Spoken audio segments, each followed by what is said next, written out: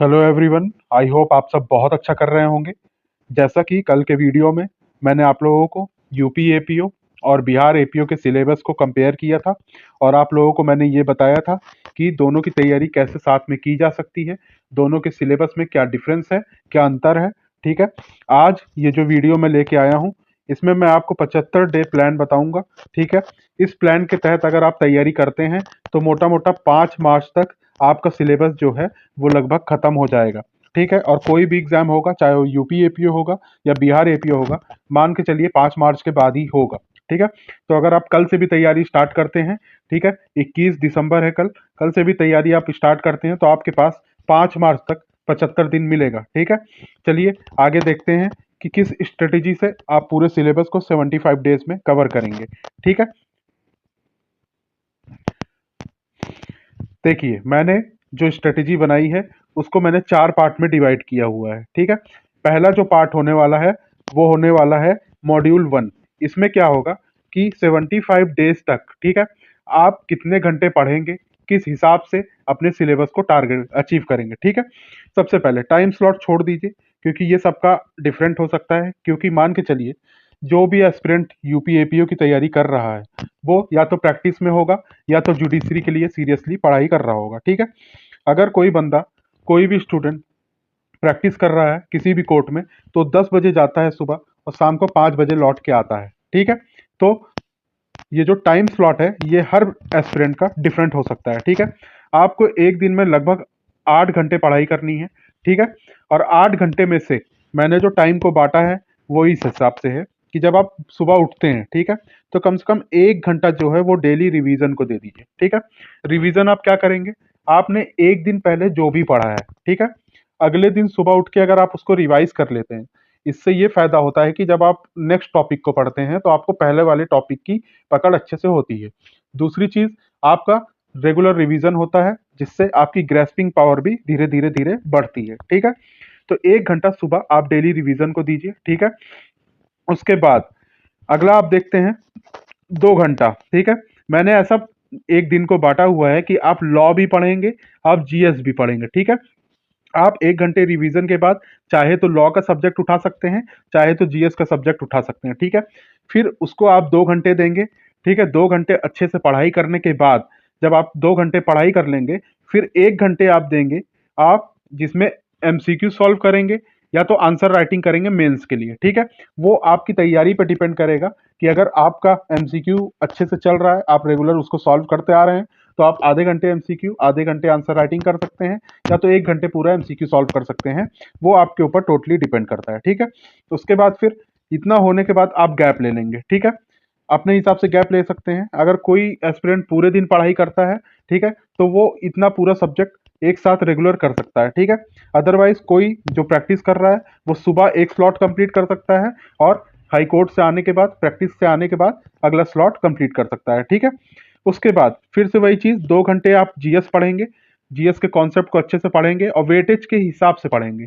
जैसे हिस्ट्री का सबसे ज्यादा वेटेज है तो हिस्ट्री पहले कर लीजिए, साइंस कर लीजिए, वो सब्जेक्ट कर लीजिए जिसमें टाइम लगने वाला है। ठीक है, और जो आपको बहुत अच्छे से नहीं आता है, मैं कहूंगा अभी टाइम है तो उन सब्जेक्ट को आप पहले कर लीजिए। ठीक है, और 2 घंटे जीएस करने के बाद या लॉ करने के बाद आप फिर से वही 1 घंटा प्रैक्टिस करेंगे जिसमें आप प्रीवियस ईयर क्वेश्चन सॉल्व कर सकते हैं, जिसमें एमसीक्यू आप रेगुलर ऐसे ही सॉल्व कर सकते हैं। ठीक है, या आंसर राइटिंग कर सकते हैं। और जब ये सब हो जाए तो सोने से पहले रोज एक बार 1 घंटे के लिए करंट अफेयर पढ़िए। ठीक है, देखिए करंट अफेयर का वेटेज बहुत ज्यादा नहीं है यूपी एपीओ में या बिहार एपीओ में, लेकिन एक अच्छा एस्पिरेंट वो होता है जो अपने आसपास की घटना से अच्छी तरह वाफिक हो। ठीक है, उसको आसपास की क्या घटनाएं घट रही हैं वेल वर्स्ड हो।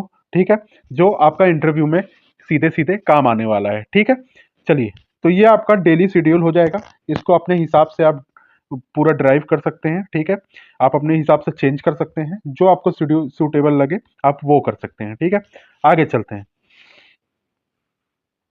अब देखिए, ये फेस 1 जो है इसमें मैंने क्या किया है, कोर लॉ सब्जेक्ट और जीएस फाउंडेशन, आप एक दिन से लेके 42 दिन तक, ठीक है, एक दिन से लेके 42 दिन तक आपका जो शेड्यूल रहेगा पढ़ाई का वो कुछ इस हिसाब से रहने वाला है। ठीक है, देखिए सबसे पहले 1 दिन से लेके पहला हफ्ता जो है, ठीक है, 1 तारीख से 7 तारीख तक, जब से भी आप तैयारी शुरू कर रहे हैं, ठीक है, आप बीएनएस से स्टार्ट करेंगे, ठीक है। अब मैंने बीएनएस को पहले क्यों रखा है, इसको आप समझिए। कम से कम 30 मार्क्स का बीएनएस का जो क्वेश्चन आता है एमसीक्यू, प्रीलिम्स में आता है यूपी एपीयू में, ठीक है, और बिहार एपीयू में भी बीएनएस का वेटेज बहुत ज़्यादा है, ठीक है। तो सबसे पहले हम बीएनएस करेंगे, और जब लॉ सब्जेक्ट बीएनएस आप कर रहे होंगे तो साथ में आप हिस्ट्री स्टार्ट कर सकते हैं। मैं कहूँगा मॉडर्न हिस्ट्री स्टार्ट कीजिए। Ancient medieval input output ratio बहुत अच्छा नहीं रहता है, आप बहुत ज़्यादा पढ़ लेंगे लेकिन बहुत ज़्यादा क्वेश्चन को सॉल्व नहीं कर पाएंगे एग्जाम में। उससे बेहतर है आप मॉडर्न हिस्ट्री पे दिमाग लगाइए, मॉडर्न हिस्ट्री को अच्छा कीजिए। तो आप मॉडर्न हिस्ट्री से स्टार्ट कर सकते हैं, ठीक है। फिर 8 दिन से लेके 12 दिन तक आप बीएनएस पढ़ेंगे। मैंने चैप्टर वाइज डिस्ट्रीब्यूट कर दिया है, ठीक है। और आपका मॉडर्न हिस्ट्री 10 दिन में खत्म हो जाना चाहिए। मॉडर्न हिस्ट्री के लिए जो यूपीएससी की तैयारी कर रहा है या जो जुडिशरी की तैयारी कर रहा है वो ऑब्वियसली स्पेक्ट्रम से पढ़ाई करता है, ठीक है। अगर आप स्पेक्ट्रम नहीं पढ़ पा रहे हैं, आपको बहुत बल्कि बुक लग रही है स्पेक्ट्रम, ठीक है, क्योंकि वो अपने में ही 600-700 पेज की बुक है, तो आप लूसेंट से भी पढ़ाई कर सकते हैं और साथ में घटना चक्र लगा सकते हैं, ठीक है। घटना चक्र बुक बहुत अच्छी है, जिससे आपका पूरा प्रीवियस ईयर क्वेश्चन भी तैयार होता है और आपकी प्रैक्टिस भी हो जाती है, ठीक है। आगे चलते हैं। उसके बाद 13 दिन से 14 दिन की बात करें, ये 2 दिन का स्लॉट है। इसमें आपको क्या करना है, जितना अभी तक आपने बीएनएस पढ़ा है उसका रिवीजन करेंगे, एमसीक्यू प्रैक्टिस करेंगे, और साथ में चाहे तो आप मॉडर्न हिस्ट्री जितना पढ़े थे उसको रिवाइज कर लीजिए, या फिर एंशियंट मेडिवल स्टार्ट कर दीजिए, उसको चलते रहने दीजिए, ठीक है। उसके बाद फिर 15 दिन से 20 दिन में आप क्या करने वाले हैं, बीएनएस आपका लगभग 14 दिन में कवर हो जाएगा। अगर आप इस हिसाब से पढ़ेंगे तो 14 दिन में आपका बीएनएस कवर हो जाएगा, और जब बीएनएस कवर हो जाएगा तो आप उठाएंगे बीएसए, ठीक है। आप स्टार्ट करेंगे बीएसए से, ठीक है। बीएसए को भी मैंने डिस्ट्रीब्यूट कर दिया है, और साथ में आप एंशियंट और मेडिवल हिस्ट्री लेके चलेंगे, ठीक है। तो मान के चलिए 14 दिन में आपका बीएनएस खत्म हो जा रहा है, ठीक है। उसके बाद फिर बीएसए आपका जाके खत्म हो रहा है लगभग 10 दिन में, ठीक है। 10 दिन में आप बीएसए कवर करेंगे, ठीक है, और उसकी प्रैक्टिस भी साथ साथ करते रहेंगे। और जब आपका बीएसए कवर हो जाएगा तो आप फिर बीएनएसएस स्टार्ट करेंगे, ठीक है। बीएनएसएस अपने आप में एक बहुत बड़ा सब्जेक्ट है, ठीक है, उसमें बहुत सारे चैप्टर्स हैं, तो उसके लिए कम से कम मैंने 18 दिन आपको दिया है बीएनएसएस तैयारी करने के लिए, ठीक है। और जब बीएनएसएस आप तैयारी करेंगे तो आप साथ में साइंस, जनरल साइंस भी उठा सकते हैं, ठीक है। अब देखिए आगे चलते हैं। बीएनएसएस और ये सब करते करते आपका 42 दिन हो जाएगा, ठीक है। 42 दिन तक आप क्या कर लेंगे, 3 मेजर जो सब्जेक्ट है, बीएनएस, बीएसए और बीएनएसएस, ठीक है, ये तीनों आप कवर कर लेंगे। लगभग 42 दिन से 45 दिन भी आपको लग सकता है, ये आपके हिसाब से आपके पेस पे डिपेंड कर सकता है, ठीक है। और इतने दिन में आप general science, ancient medieval history और मॉडर्न हिस्ट्री भी खत्म कर लेंगे, ठीक है। उसके बाद फिर आप क्या कर सकते हैं, जियोग्राफी भी स्टार्ट कर सकते हैं, वो आपके पेस पे डिपेंड करेगा, ठीक है। ये जो है, अगर आप इसका 80-70% भी अचीव कर लेंगे तो मान के चलिए आपका सिलेबस ऑन टाइम कवर हो जाएगा, ठीक है। आगे चलते हैं। ये देखिए फेज 2 और फेज 3। अब यहाँ पे क्या है, कॉन्स्टिट्यूशन एंड स्टेट लॉज आ जाएगा। आपने 42 से 45 दिन खत्म कर दिया है पढ़ाई में। अब आप मान के चलिए आपके पास 20 दिन और हैं। अब उस 20 दिन में आप क्या करने वाले हैं, सबसे पहले आप उठाएंगे कॉन्स्टिट्यूशन। 3 मेजर लॉ के सब्जेक्ट आपने कवर कर लिए हैं। कॉन्स्टिट्यूशन जब उठाएंगे ना, तो कॉन्स्टिट्यूशन के साथ साथ बेयर एक्ट और पॉलिटी आप ये दोनों साथ में करेंगे। समझ में आई बात? तो इंडियन पॉलिटी और कॉन्स्टिट्यूशन दोनों बेयर एक्ट से करेंगे, ठीक है। और इंडियन पॉलिटी के लिए चाहे तो आप एम लक्ष्मीकांत से पढ़ सकते हैं, लेकिन वो बहुत ही बल्कि बुक है, तो उससे अच्छा है आप लूसेंट से पढ़ाई कर लीजिए और घटना चक्र से प्रैक्टिस कर लीजिएगा, ठीक है। उसके बाद आप डे 53-54 तक कॉन्स्टिट्यूशन और पॉलिटी खत्म कर लेंगे, साथ में आपकी जियोग्राफी और पॉपुलेशन भी खत्म हो जाएगी, ठीक है। आगे चलते हैं डे 55 से 60, ठीक है। मतलब मैंने पुलिस एक्ट के लिए 7 दिन दिया हुआ है, जो कि मेरे हिसाब से इनफ है। आप अगर पुलिस एक्ट की पढ़ाई करते हैं और उसको खत्म करते हैं, ठीक है। साथ में आप इंडियन इकोनॉमी उठा सकते हैं, जो कि लगभग 4 क्वेश्चन इंडियन इकोनॉमी से आने वाले हैं, 4 मार्क्स के आने वाले हैं। वेटेज बहुत ज़्यादा नहीं है, तो इसको कवर करने का सबसे अच्छा तरीका है कोई भी 1 शॉर्ट वीडियो आप देख लीजिए इंडियन इकोनॉमी का, या घटना चक्र पूरा सॉल्व कर लीजिए, जिससे आपका इंडियन इकोनॉमी के कॉन्सेप्ट और मोटे मोटे लगभग हर कॉन्सेप्ट आपका तैयार हो जाएगा, ठीक है। तो बहुत ज़्यादा टाइम नहीं देना इंडियन इकोनॉमी में। पता चला इंडियन इकोनॉमी इतना बड़ा सब्जेक्ट है, आप 10-15 दिन इंडियन इकोनॉमी ही पढ़े जा रहे हैं, तो आप सिलेबस खत्म नहीं कर पाएंगे, ठीक है। आगे चलते हैं। आपका पुलिस एक्ट खत्म, मान के चलिए 60 से 65 दिन में, ठीक है, आपका पूरा लॉ का सब्जेक्ट खत्म हो जाने वाला है, जीएस के सब्जेक्ट खत्म हो जाने वाले हैं। अभी भी आपके पास कितना दिन बच जा रहा है? 10 दिन बच जा रहा है, ठीक है। अब उस 10 दिन में क्या करना है मैं आपको वो बताता हूँ। ये आ गया आपका फेज 4, ठीक है। फेज 4 आपका आ गया है, जो कि ग्रैंड फिनाले मैंने लिखा है। ग्रैंड फिनाले इसलिए है कि इस 10 से 15 दिन में आपने जितनी भी चीजें अभी तक पढ़ी हैं उसको पूरा रिवाइज करेंगे, उसके एमसीक्यू सॉल्व करेंगे। एमसीक्यू मैं ही आपको प्रोवाइड करा दूंगा अपने चैनल पे। हर एक सब्जेक्ट का लगभग 1000 से 2000 एमसीक्यू मैं आपको प्रोवाइड कराऊंगा। आप उसको साथ साथ सॉल्व करेंगे।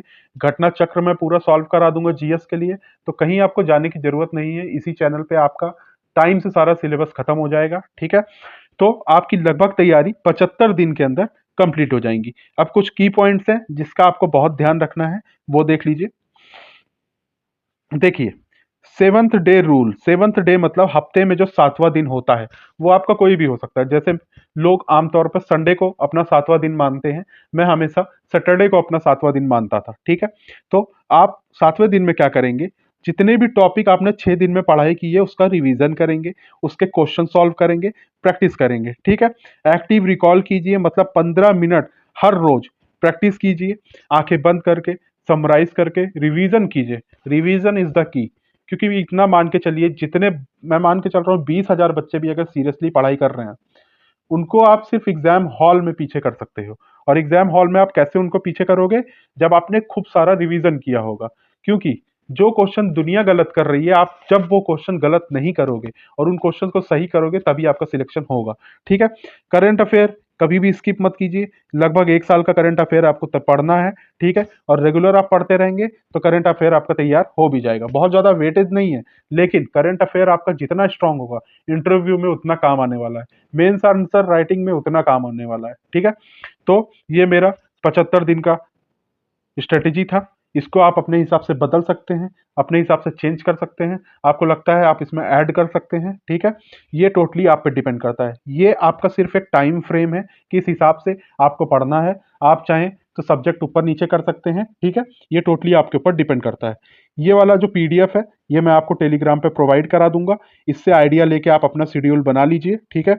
और कल से कोशिश ये रहेगी कि रेगुलर लॉ के वीडियोस आने लगे। कल से हम स्टार्ट करने वाले हैं बीएनएस, ठीक है। और बीएनएस लगभग जितना टाइम फ्रेम मैंने दिया है 14 दिन, 14 दिन के अंदर बीएनएस पूरा खत्म करेंगे, ठीक है। तो होपफुली आप लोग वीडियो देखेंगे, आप लोग मेरे साथ तैयारी करेंगे और अगले 75 दिन में पूरा सिलेबस खत्म हो जाएगा, ठीक है।